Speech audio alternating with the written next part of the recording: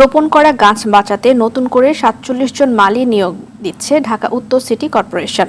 নগরবাসীকেও বৃক্ষ রক্ষা করার আহ্বানও জানালেন মেয়র আতিকুল ইসলাম। দুপুরে গুলশানে নগর ভবনের সামনে হিট অফিসারের পরামর্শে তাপদাহ থেকে রক্ষা পেতে উত্তরের নিবন্ধিত ৩০,০০০ রিকশা চালককে ছাতা, পানির বোতল এবং খাবার স্যালাইন বিতরণ কার্যক্রমে তিনি কথা জানিয়েছেন।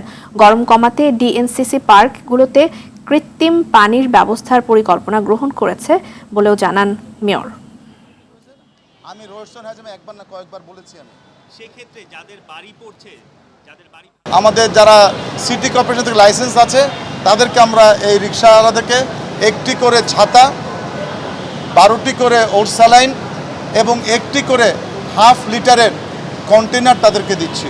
আমরা ৪৭ জন মানের মাধ্যমে আমি অনুরোধ করব এই কাজগুলো করব। সাথে সাথে আমি অনুরোধ করব নগরবাসীকে, আপনারা আমরা যে গাছগুলো লাগাবো এগুলোকে আপনারা দেখবেন।